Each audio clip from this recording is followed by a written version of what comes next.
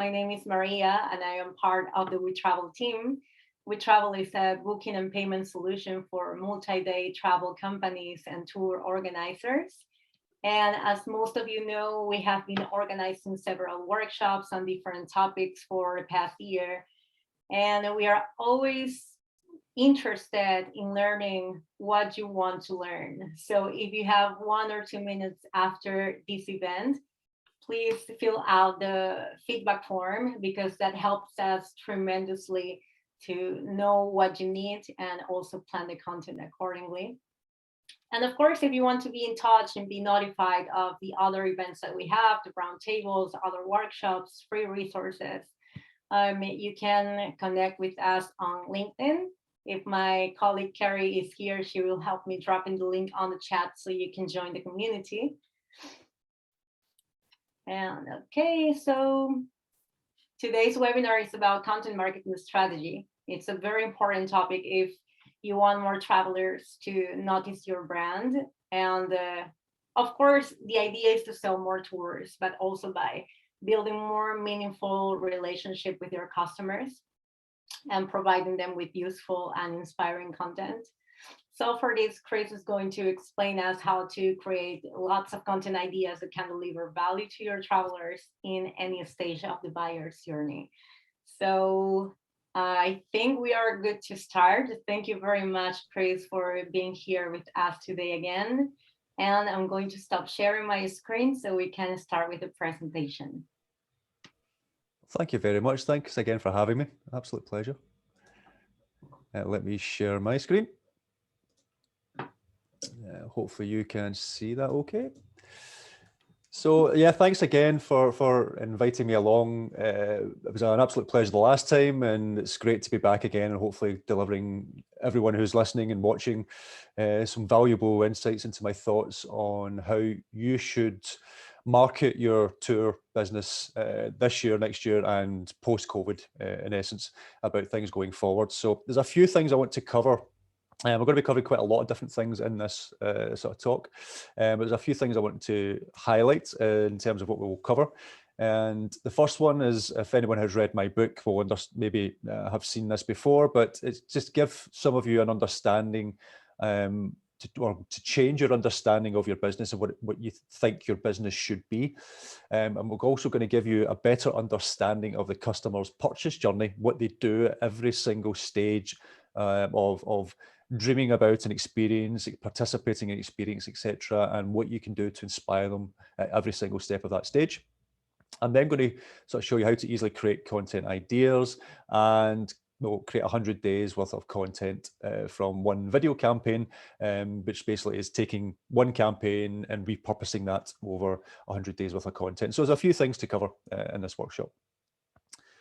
So the first one I want to talk about is this. This is the current issue we're all facing. There is too much brand and marketing clutter out there. How does your customer or your target audience select your business amongst the hundreds and thousands of other operators or businesses out there that could vie for your customers' time? Now, please do remember, a lot of people will think that their competitors are people who are within your sector, people who maybe do similar products to yourself, but that is not actually the case. No, your competition is actually time, people's time.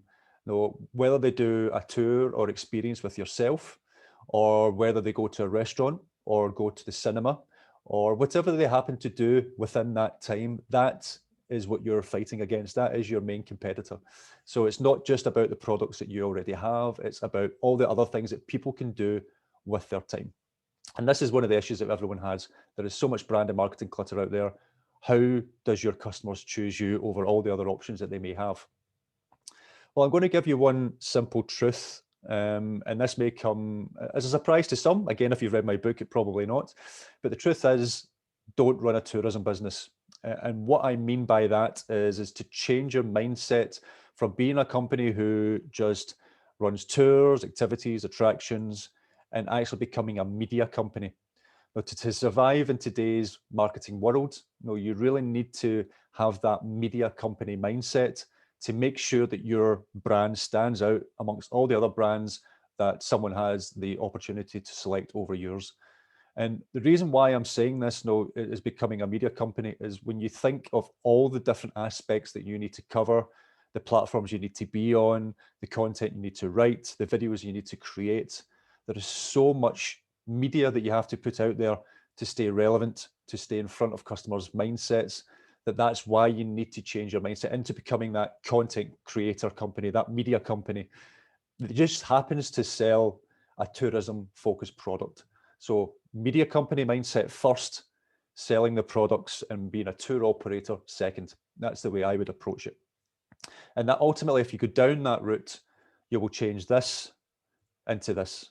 It will help you stand out. It will help you be seen by your target audience because you're delivering content that is something that people will be that will be inspired by to then maybe visit your destination, to maybe take out your product or do something else that's following your lead in the content that you produce.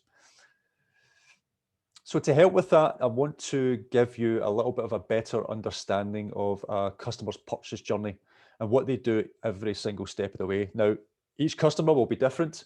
So this is generalizing it a little bit in terms of how someone may purchase one. But this is why each individual business should come up with a plan of how their customer journey purchases or finds their products or maybe even looks for information about your destination. So this is going to give you a general overview, but this is a lot of the things in this is what a lot of people would tend to do during this journey. So the first stage is the dreaming moment stage. So this is when your potential customer is exploring destination options, but has no firm plans. At this stage, people are looking for inspiration. They'll have a think about the tools and the platforms that they will use, what type of content inspires them, and what they may be actually searching for that could potentially allow your content and your site to be seen. Then there's a planning moment stage. This is when your potential customer has chosen a destination. They're now looking for the right dates to travel, the right flight, the right places to stay, and all the things that they will do when they're in that destination. Again, having a little think about what tools and platforms that they may use. Then there is the booking moment stage, when your potential customer has completed their research and they're now ready to book their tickets or reserve their rooms. Again, having a little think of which tools and platforms they may use. The experience moment stage, when your customer's trip is underway, travelers are now ready to live the trip that they have been dreaming about and then share it with others. How do they interact with your business? How do they interact with locals? Or if you're in a group tour with strangers, how do they interact with others within the group? And then there's a sharing moment stage. So this is usually after the fact, when your customer shares content of their experiences during and post-trip on social media with friends and family and work colleagues. Do they use Facebook or Instagram, TikTok, or any of the other platforms out there? No. Again, having a think about the platforms that they frequent and use, because this will determine the type of content that you produce and the platforms that you should be on yourself. So let's look at it slightly a little bit more further. So dreaming moments is where the customer's thinking about going, what they want to do, see, or experience. They are possibly, no doubt, searching on Google, maybe looking at some social media platforms to get more of an idea of that company, looking at YouTube channels for videos, reading blogs and inspiring content to help them along the way. Then the planning moments, they are, again, selecting the dates to travel. What type of experience are maybe looking to do within that destination? Are they going for a day trip or is it a multi-day that they're looking to do? Which types of accommodation and ultimately who to book with? So again, using Google, looking at your own website, looking at social media to make sure that you are a trusted company, looking at things like Airbnb and other OTAs and looking at reviews and all these other things as well that would play a part in that. So the booking moments, they have created that shortlist of who they want to select. They're now looking over the best price, best value, best experience, and how easy it is to book. That's quite an important part. No, you could have the best, most expensive website in the world, but when it comes to the actual booking side of it, if that journey doesn't flow properly, that would just turn people off and may go to a competitor. So that's such a big aspect of it as well. So again, looking at your website, looking over some online travel agents, and maybe even a traditional travel agent. So then on to the experience moments. Are they enjoying that experience when they're in destination? Are their expectations being met? And they're no doubt taking lots of photographs and videos. So again, it's having a think about your customer service. Are you delivering that experience? And if you have to do, are you going above and beyond to make sure that their experience is what they have been dreaming about? And then sharing while in destination under the sharing moments, but sharing once back at home, or leaving word of mouth, talking to friends, family, and colleagues, like I say, and then leaving reviews. Again, using things like social media, speaking with friends and family and work colleagues. So this is just to give you a bit of an indication of what people are more likely to do at each single stage. Again, let's take it a little step further. So I'm going to give you an example. So this is Heather. Heather has been, everything has been going on with COVID, has been wishing for a family holiday, but it's torn between going to Iceland or staying in Scotland, where she's based. One of the green list countries that we can travel to is Iceland, hence we've used that. So she's now searching for things to do with her kids in both destinations. Heather is also deciding if she wants to go self-catering or have everything taken care of in a hotel. So let's look at the journey that Heather has taken. So dreaming moments, she's wishing that family holiday. She's trying to decide between Scotland or Iceland. So she's looking at lots of content around that. She's especially looking for things to do with kids. So this could be doing a Google search for things to do with kids in Iceland or in Scotland, for example. She's looking for self-catering or some sort of resort or hotel. So again, using Google to do Google searches. As she's doing Google searches, she may click on some paid ads as well to sort of take you to various websites, OTAs, or hopefully your own websites. Reading reviews. And then maybe she's decided, life's got in the way. She's decided to play with her kids or go into her job. Next day, she's on her Facebook feed and she sees an ad for one of your company's ads to basically bring them back to the website because you get retargeting on there. She's already been on your website, so she's been retargeted with your ads. So that brings her back to your business. Then planning moments, she's decided so she wants to go for a 7-day trip. She has decided on Iceland just to get away from Scotland because they've been in Scotland for 15 months because of COVID. She's decided to take out an apartment. She wants to do activities like visit the Golden Circle and hopefully see the Northern Lights because she knows her kids would absolutely love that, and them as well. So she's looking at companies' websites. She's looking over Airbnb. She's reading great travel guides and blogs all about Iceland and the things that they can do in Iceland, and looking at Facebook pages based on Iceland and on the companies that she is researching. So then there's a booking moments. So she's now decided that she's going to book her accommodation with Airbnb. She's going to book activities direct with a local business, but she has decided to book one attraction through TripAdvisor. So she's looked at companies' websites, booking on your company website. She's booking on TripAdvisor. She's booking on Airbnb. It's all booked online, where possible, it's being communicated by email. So she's now in Iceland. She's now sharing photographs in destination. She has been taken out on tour by some amazing tour guides. And one of the things when she arrived at the Airbnb property, there was a nice welcome pack with local produce and wine and etc. and something for the kids as well. And just something to really welcome them to Iceland and really heighten that experience. So again, she's sharing on her own Facebook and Instagram channels the photographs that she's been taking. And then when she's back home, she's sharing that experience with her family and friends, talking about how great it was. She's leaving reviews on the company's websites that through the accommodation or your own website or Google reviews, TripAdvisor, etc. And she took a lot of video when she was there, but to save on bandwidth, she didn't post any video when she was in destination. So she decided to go back home, maybe do some edits and post that video on social media, tagging the companies as she does that. So again, she's using Facebook and Instagram. And it happens to be that through word of mouth, one of her friends has actually booked a similar experience in Iceland after the recommendation from herself as well. So again, that's to give you an idea of how someone may think, what they might do at each stage, and then how they may purchase at each stage, and what you need to sort of think about the platforms and everything else that they're doing. But the two main ones specifically to attract people to your own business is the first two stages. There's a dreaming moment stage, and then there's a planning moment stage. I break these down to further into the inspire stage and the trust stage.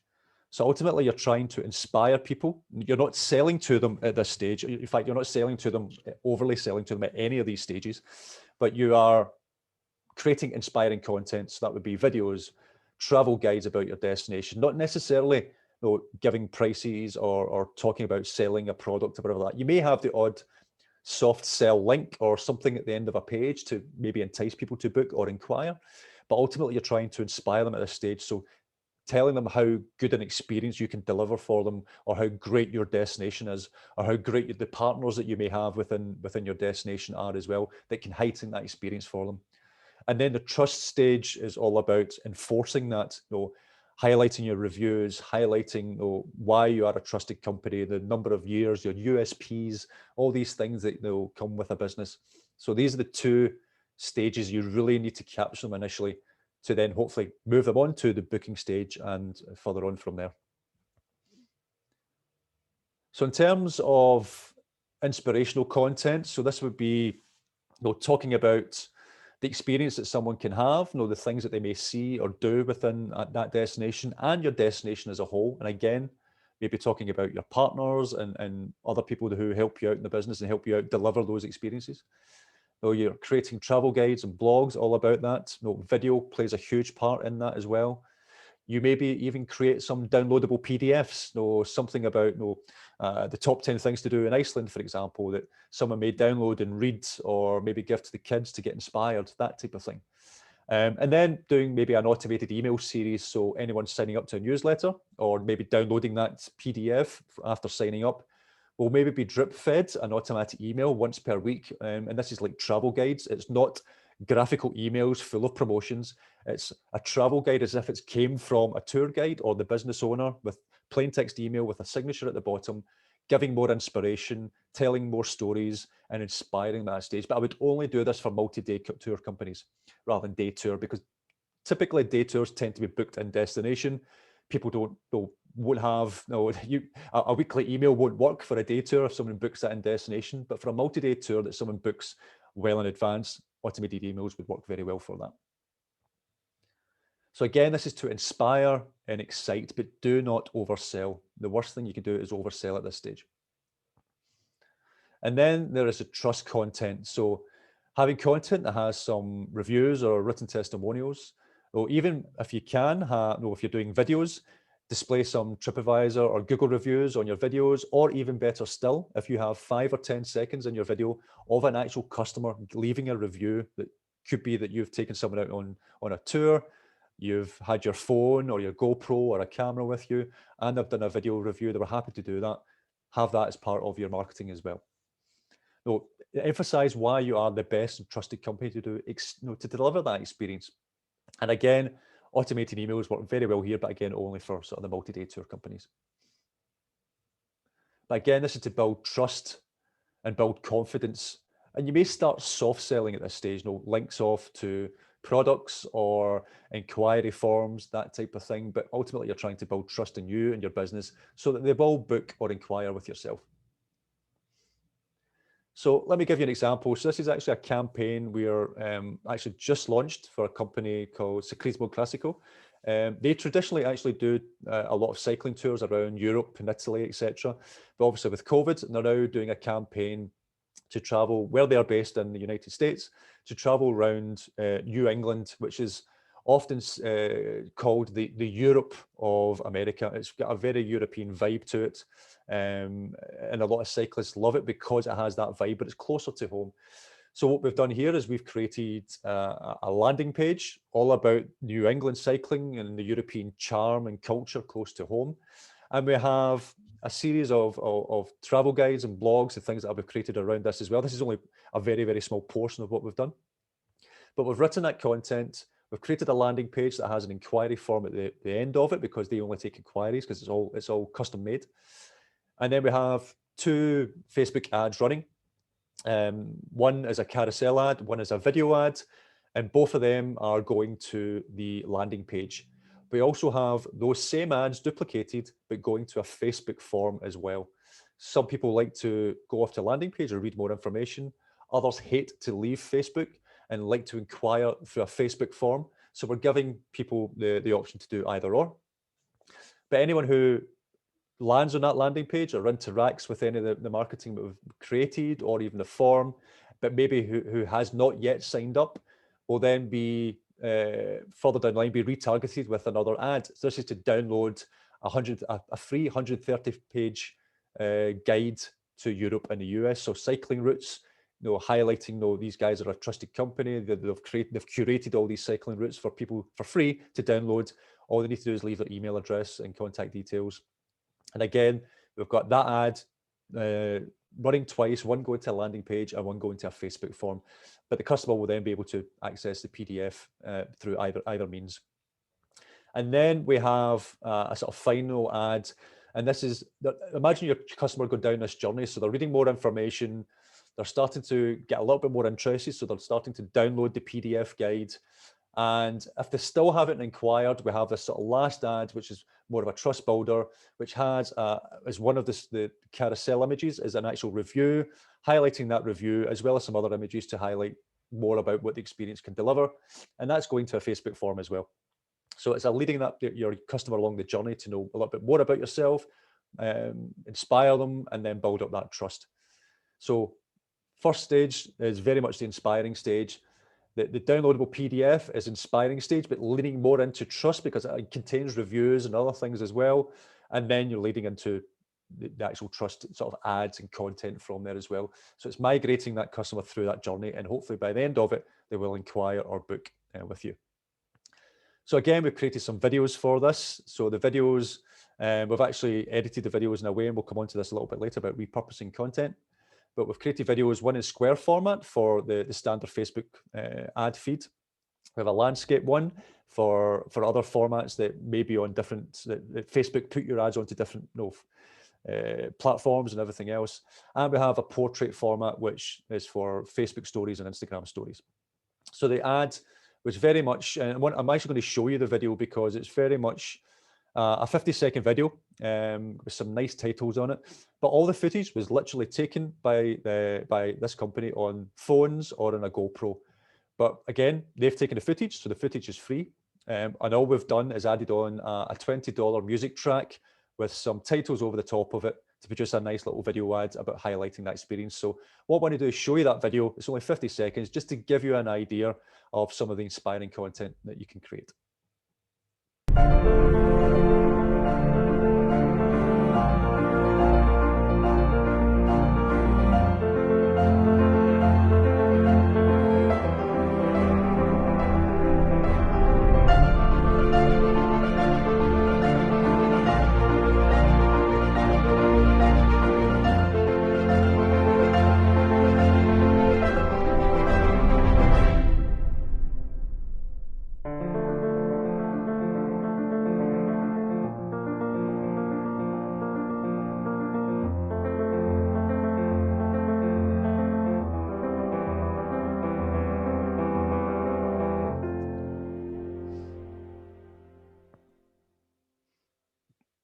So a very simple video using footage that they've created, and we only just started running this last week and it's already starting to generate inquiries for them. So they're very happy.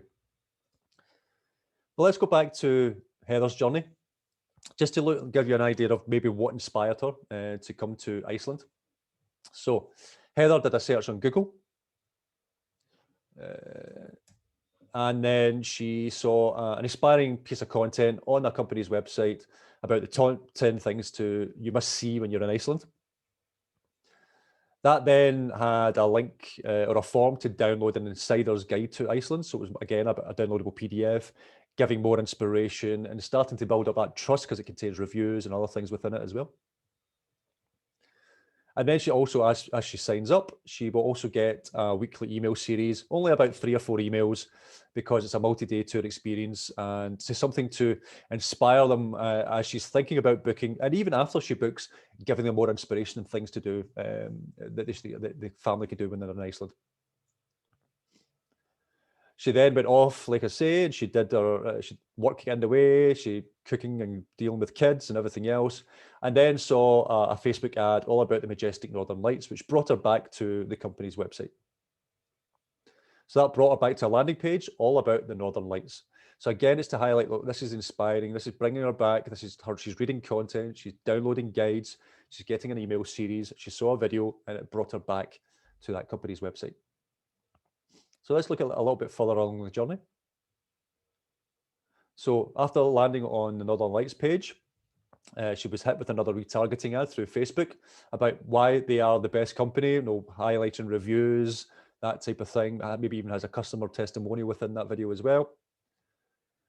But also, getting an email sort of triggered because she's landed on that page and she's been getting now more top experience reviews and things like that within the email, mixed in with the travel guides that she's already receiving.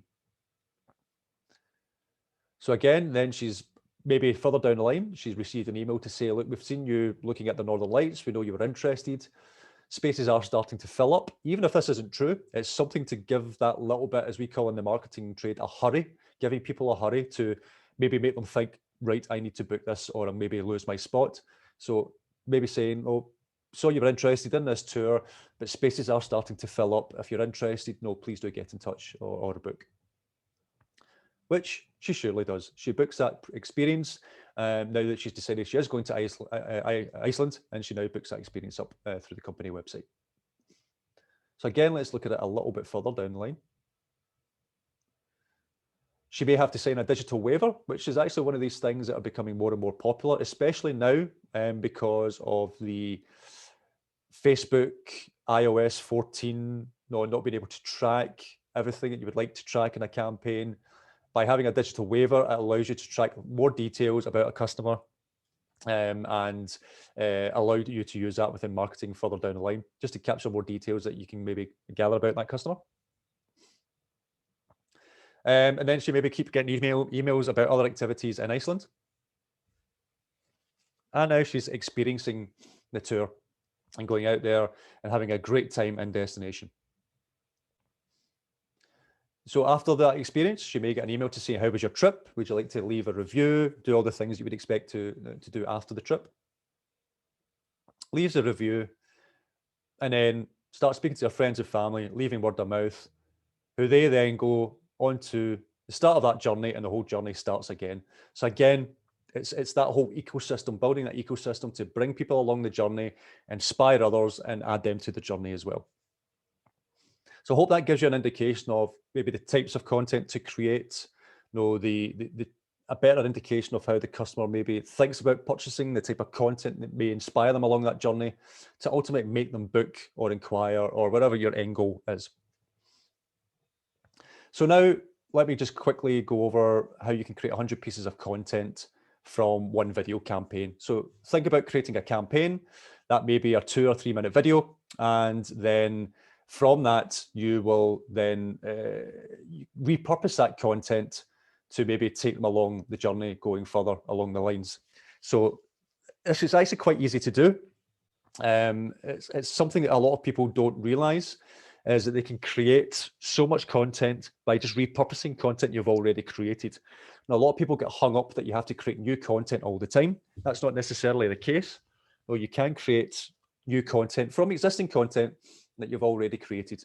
So have a think about videos, have a think about blogs that you have done or written or produced, and how you can repurpose that. So for example, a blog may be repurposed for an email campaign, or it could be used as a script or partly used as a script for a video. So have a little think about how you can repurpose some of your content. So we have a 2 to 3 minute video all about cycling in New England.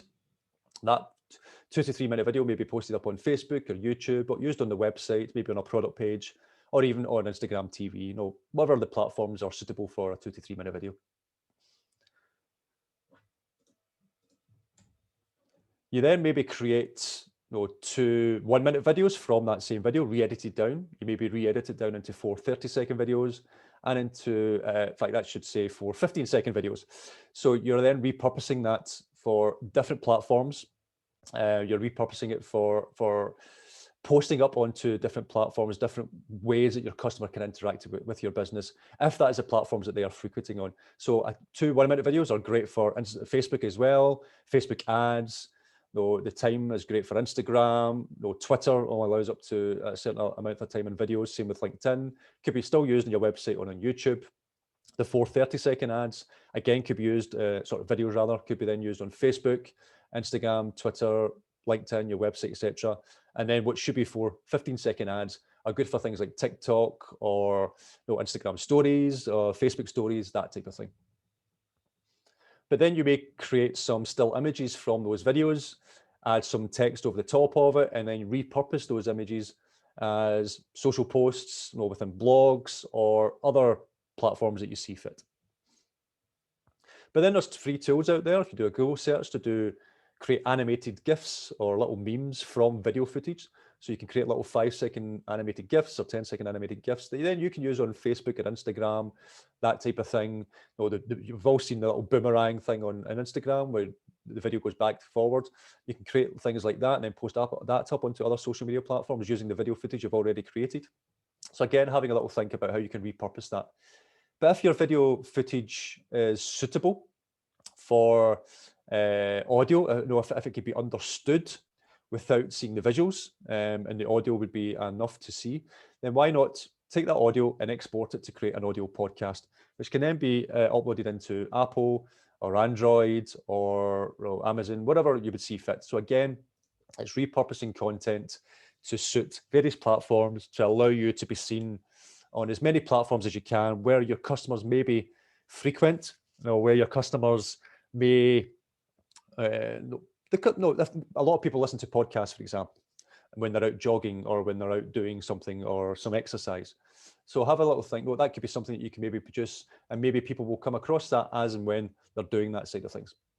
So again, it's repurposing that content. And if you actually do all this by repurposing content and post it up once per day, so if you did a 2-minute video and you posted it up one day on Facebook, another day on YouTube, and you did the same with every other piece of content, you would actually come up with around 100 days worth of content.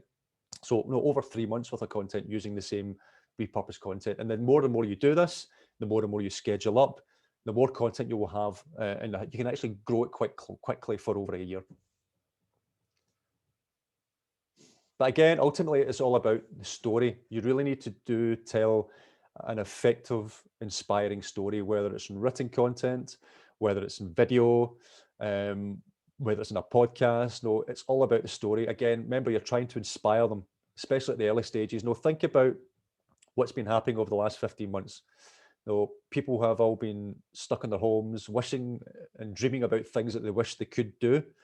So give them something to inspire them, give them something to make them sit up and take notice about your destination, your brand, and why they should come to your destination, experience your products and your tours. So the final thing I want to leave you is just with some customer tips about marketing tips for the post-COVID customer. And things like marketing to small groups, married couples and families, are very much a big aspect going forward for a lot of different destinations. People are wanting to maybe travel in small groups because they're a little bit frightened to travel in mixed groups with other people they don't know. Married couples are wanting to escape, and especially again those with kids are just wanting to escape with everything they've been doing over the last 15 months. And things to do with kids has huge potential. Especially with those, obviously with families. Everyone's looking for things that they can do with their kids. Kids have been affected by this as much as anyone. So that could be, if you don't already have that as part of your tour offering, think about how you can maybe readapt your tours that have an aspect for children. That could be treasure hunts or quizzes during a tour or whatever that would be. So have a little think about that. Self-guided and private tours are going to be more popular going forward. We actually did a survey recently with over 2,000 travelers, and these were the two that they selected more so than your typical sort of group tours, etc. So self-guided and private tours are going to be more popular going forward. Again, with everything, this is what it is at this moment in time. A year down the line, when things are hopefully more improved, that may change again. But at this moment in time, self-guided and private tours seem to be the most popular. And obviously, big topic is mental health and well-being. So anything that you can add to your tours, or if you're already doing tours with a well-being aspect, these are certainly going to be more popular. Things outdoors, yoga tours, all these other things are very, very big at this moment in time. And the over 60s are such a huge untapped market for a lot of businesses. Now, if you actually think about what's happened over the last 15 months, what we've all been stuck at home. We've not been able to do a shop in the supermarkets. No, we're all been having to bank online. And most over 60s, or a lot of over 60s, I won't say most, but I would say a lot of over 60s who are not used to that have had to do that. They've had to suddenly, buy an online grocery store, a shop, or maybe book something on Amazon, or maybe bank online for the first time in the last 15 months. And maybe even creating Facebook accounts to stay connected with family and friends. So they're even more connected now than ever before. So they're actually going to be a bigger audience going forward to target through things like Facebook and market to online. And again, as I mentioned before, inspire people, don't overly sell. People want to be inspired. And there's an argument to say that price at this moment in time doesn't really come into it because we have been stuck in our home for 15 months or stuck in the same destination, people will spend that little bit more just to do something different, just to experience something different in another destination, or even in their own destination if it's a domestic product. But people will pay that little bit more just to do something. And I can see that happening for the next few months, or at least until things go back to normal. And highlight any booking or COVID guarantees that you may have. Again, during that survey that we did, over 90, I think it was 95% pretty much, said they would not book with a company without some sort of flexible booking or COVID guarantee. So it's such a huge aspect. So if you don't already have that in place, put something in place that gives people with the confidence, builds up that trust. Again, this is during the trust phase, builds up that trust in booking with you. And again, people do want to travel internationally, but they may be forced to stay local. So people here in the UK know we have a green list of places that we can travel to. One of the first places in Europe that was on that list was Portugal. Flights went through the roof. They had to put on extra flights for people booking to go to Portugal. Unfortunately, as of today or as of this week, Portugal is coming off of that list. And that's just the nature of where we're at just in this moment in time. Countries will be on the list or off the list of where we can travel to safely without quarantine. But people do want to travel internationally. So just have a think about in the future, okay, you might not be able to bring American travelers, for example, to your destination if that's your target to come to your destination. But that does not say that that can't happen in 3 months' time or in 6 months' time. So if you can and you do have the budget, I would still market to them to try and entice them to your destination and to your products. So I hope that that gives you a lot of my take on how you should think about running your business, the types of content you should produce, the customer journey, how that customer purchases their products and what they do at each stage, and some obviously last minute tips about videos and other things from that as well. So I hope that was useful. I hope that gives you some insights, and thank you for your time, and happy to answer any questions anyone has. Excellent, Chris. Thank you very much. Very, very good information and practical information for people to apply. And we are going to start answering questions. First of all, I'm going to drop some of the resources that they can get from your podcast and your YouTube channel as well, so they can access it. A lot of people in the chat has also asked, and I have answered already, but for those of you who didn't see my answers, they asked if we are going to send a recording. We are going to do it next week, so you can share it with your teams, or you can revisit the information and take some notes. All right, so hold on a second. And we are going to start with some of the questions in the Q&A. First of all, we have Xavier. He asked 2 questions that I'm going to put together. He says, hi, how to promote South America despite the situation? Ecuador, Galapagos, for example, or Brazil. And this goes hand in hand with the other question he had, like, what are the limitations on these marketing tools due to the reality that we are living, because people are still in fear of traveling. So he's kind of scared that this might not work. So probably you can start with answering the question. Yeah, obviously people, I would imagine for those destinations, it'd be a lot of North America, that type of thing that we go to those destinations. We're actually helping a company, I mentioned it earlier on before we came on this chat, that we're helping a company in Peru. And one of the things that we're helping with them is targeting people in the US and other destinations, but predominantly the US, to come to Peru. But this would be for either later in the year, but probably more into next year. So even though that they can't maybe travel at this moment in time, the vaccinations in the United States are going very well. So we see that opening up soon, especially here in the UK. We could see a travel corridor between the UK and America and Ireland, which has relies so heavily on the American market. A travel corridor opening up between those two as well, hopefully by July. So that's what should be happening, all going well. So being able to promote to, say, the United States for a tour in the future, or coming to your destination in the future, or having an experience, is something I would still certainly be marketing to. We're seeing, although not many bookings, we're seeing inquiries happening. People are interested, wanting to get a quote about coming to a destination, delivering an experience, and then when things do improve, you've already got that sort of sales and marketing sort of channel and funnel already created. So that's what I would be doing. If and Facebook's a great example. You could spend $10 a day really on generating leads from Facebook quite effectively, to be honest. So I would be doing things like that. But although people can't travel just now, does it mean that they as we have all seen, COVID can change week on week. Next week, for all we know, America could be opened up to the world. So I would be certainly planning and then hitting the button to launch everything as soon as you know what's going to happen. Awesome. Thank you very much for your answer. And thanks, Javier, for the question. Very good question as well. And then we have Jahaira.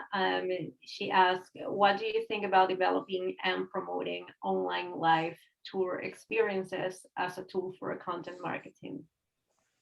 Yeah, I have to say, I'm not, in terms of generating revenue, I know over COVID, there was a big push for virtual tours and generating revenue from that.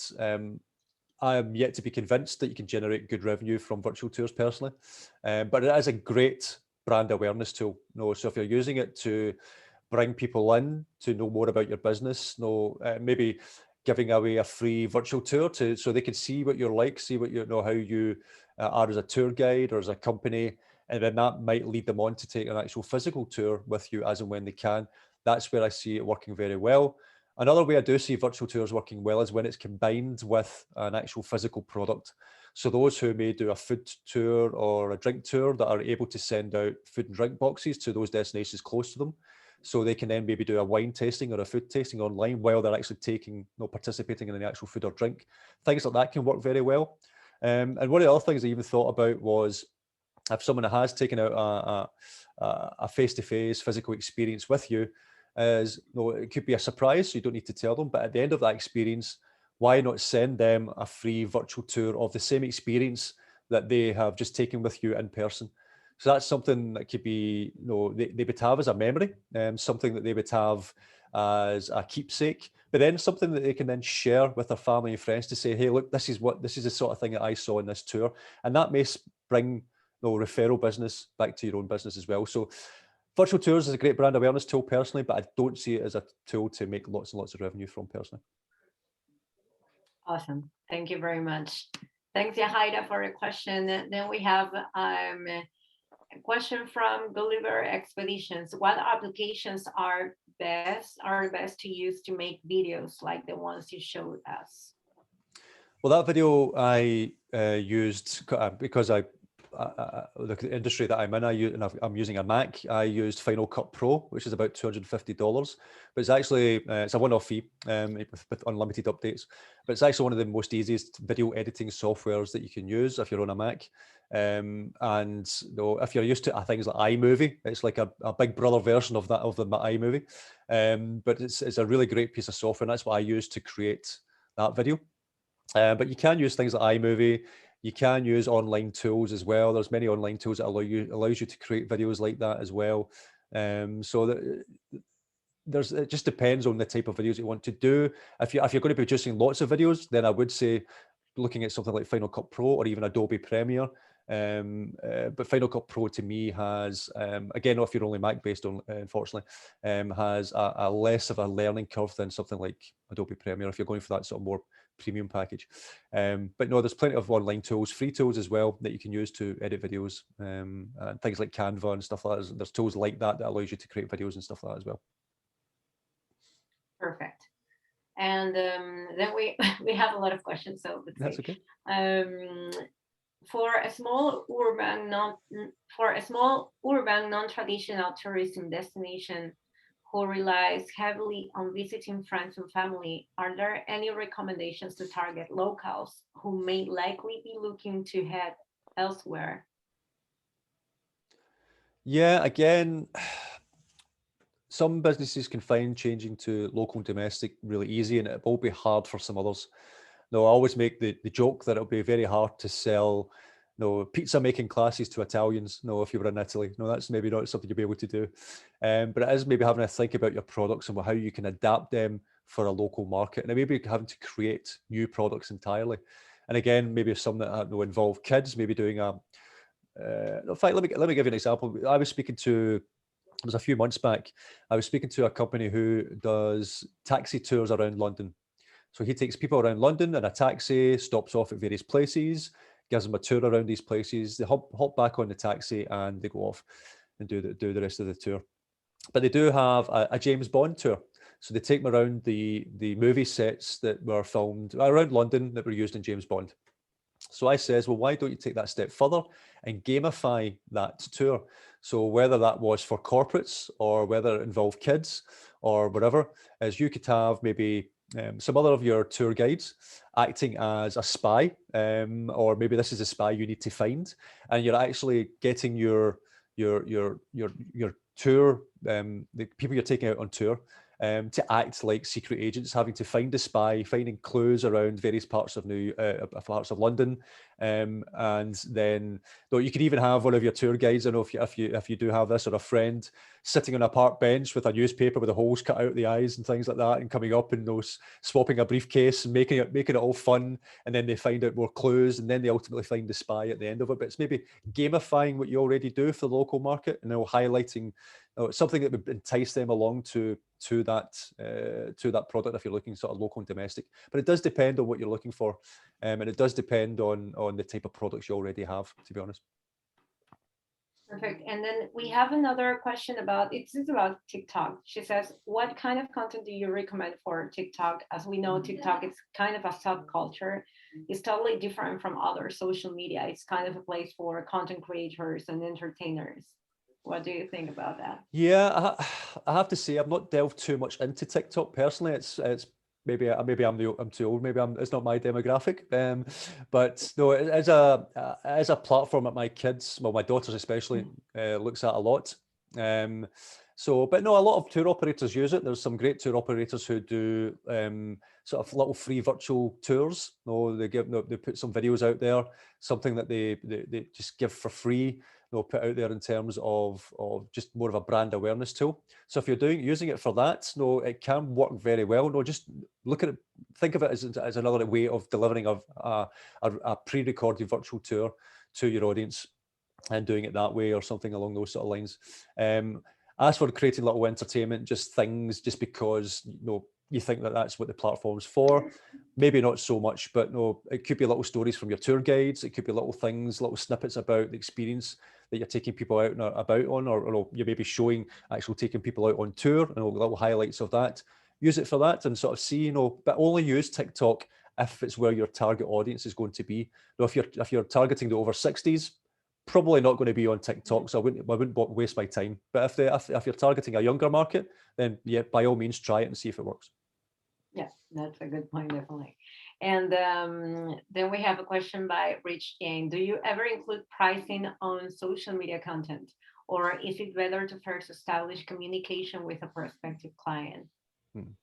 Sometimes we have. No, we actually ran a campaign for a company who does chauffeur-driven tours through the Cotswolds and the Lake District here in the UK. So it's a really nice countryside area in England, and we were targeting people in London. So this was during the middle of the crisis. But there was a sort of 2 or 3 month period where people can travel outside of the cities, and things were at that time we thought it was all getting back to normal, but it wasn't really. And he would pick people up from London, take them to the countryside for a day or a weekend, to experience the Cotswolds and the Lake District, and to help what we actually found was, is we ran out the ads without a price, and he was getting lots and lots of inquiries, but maybe they weren't quite as qualified as he would have liked. So we added the price to it. So we said, if you're looking for a weekend break, it's from this price. If you're looking for a day tour, it's from this price. And that actually helped increase the quality of the lead that he received. So sometimes it can work very well. It's not, maybe not do it for every occasion, but in some cases it can work very well. If you're finding the bookings, or if you're more inquiry based and the leads you're getting maybe aren't quite as good as you would like, again, everything in marketing is about test and measure. Try some ads with and try some ads without, and see which one produces the best results. Perfect. Thank you very much for this answer as well. And then Anonymous is asking how to sell more to a customer who's already booking with you. Sell more to, all right. Again, it depends if you're doing day tours or multi-day tours. If it's a day tour, though some people, their times are limited, the chances of someone buying another day tour after experiencing a day tour while they're in destination is actually very slim, in my opinion. But it does happen. If they've had a great experience, they may say, okay, that was a great experience, I want to do another tour in this different area from the same company. And that's something I would do after the fact. So after they've had that experience, and after you know that they've been really happy with the experience that you've delivered. No, I'm not a big fan of someone buying one of your products and then instantly being hit with upsells and cross sells. I don't think it's the right time to do it. You know, you've given them enough trust for them to buy your product initially. No, don't annoy them with other things. I think they need to experience what you deliver first before you can even think about upselling something else. So I would wait until they've had that experience, and then maybe send them out an email or a targeted campaign to say, if you loved that tour or that experience, how about this one? Ultimately, if it's a multi-day tour experience, then yes, no, that you have more chance to sort of say, okay, you've maybe inquired about a particular multi-day tour experience, you've booked that multi-day tour experience, you've paid their deposit, and maybe as you're drip feeding them inspirational content and things to lead up until they've actually taken out that tour, things to inspire them about other things that they could do when they're in that destination. Again, soft selling, little upsells, or saying, have you thought about maybe seeing this site, or have you thought about going to this attraction, and maybe doing that. And that can work very well for a multi-day tour company, but it's a little bit harder for day tours. I would say do it after they've experienced it. Okay, great. And then we have some more questions. I'm going to pick some of them because the others are kind of the same of the ones that we have answered already. And from which website or app can we download good free background music for videos? For videos, there's a number of free websites that you can use for videos. Let me just post a couple up. Let me just get up my browser. So there is one called Pixels. This is a stock photography and video platform, so you can download free video if you don't have your own footage. And there's also Pixabay, which is another one where you can download free stock photographs and video as well from that. But in terms of audio, there's no free ones that I would recommend, but there's one called Audio Jungle, where you can get the music for as little as $10 up to maybe $30 maximum, depending on what you're trying to do. But Audio Jungle, which I'll post a link up for, that's where you can find royalty-free music. So as soon as you buy that, you can use it in videos or ads or anything like that. And that's where I normally frequent as well. There is also Evanto Elements, which is actually run by the same company as Audio Jungle. So Evanto Elements, which I'll post a link here as well. You pay either a monthly or yearly fee. So I've paid for the year for this. I paid €174 for the year. So it's not hugely expensive. And that allows me to then download any graphics, any videos, any music, and many, many other different things, fonts and you name it, from this platform, which pulls in resources from Audio Jungle and other things as well. And for €170 for the year, it allows you to download up anything that's on that website. So there could be other things you find on there as well that's suitable, without, if you want to maybe have a little bit slightly higher quality. And music's on that as well. So if you pay that fee, you can download any music that's been put on that platform. Excellent. And then one last question before we leave. What are your thoughts on Google My Business versus Facebook and Instagrams for posts to attract new clients? Yeah, use them all. For me, the main platforms for travel is Facebook and Instagram. There is other platforms, things like TikTok for some people, that type of thing, but ultimately Facebook and Instagram are still the kings and queens of social media when it comes to travel. But Google My Business is vastly underrated and vastly underutilized. You should be updating that on a regular basis. Any posts that you're posting up, blog posts on your website or anything like that, should be linked in as a post within your Google My Business as well. Post up regular photographs and videos. All that helps towards your rankings. Make sure you get reviews on Google as well. And the way I would say that is, or the way how I would manage that is, if someone is booking through an online travel agent, say TripAdvisor, leave the review on TripAdvisor. But if they're booked through your website, leave the review on Google. And that will help build up your rankings and everything. All these are ranking factors. The more photographs, the more interaction you do in Google My Business, the better chances you have of ranking on your website and various information. So I would use all if you could. Okay, great. And thank you very much for those insights. And thanks to everyone that stayed for the Q&A section. I hope that you enjoyed the webinar. We have received a lot of comments in the chat, so thank you very much for it. I know that people have found very valuable information. As I said, we are going to send the recording.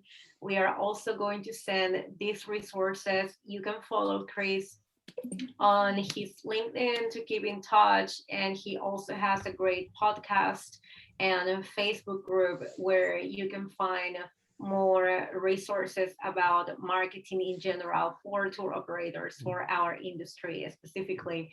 So feel free to join. And as I said, after you jump out of this meeting, you are going to receive feedback form that you can fill out, and I will really appreciate it to keep planning interesting content to you. So thank you very much. I was just going to say, yes. I see lots of more questions. So if anyone wants to contact me over LinkedIn or through my Digital Tourism Show Facebook group, feel free to contact me, and I'll help answer any other questions that people may have that we've not had time to go through. So awesome. Yes, I am putting all these. I have sent these links in the chat. I am sending it again because there are a lot of messages coming in, so I hope that you can see it. But we are going to send it to your email as well, so you can connect with Chris. As he says, you can follow, you can keep the conversation going, and he has a lot of amazing stuff. And thank you very much, Chris, for preparing such a great presentation. Pleasure having you, and I hope to see you soon as well. And thanks everyone for joining, and all of you have a great day. Yeah, thanks everyone. Stay safe. Bye-bye. Bye-bye.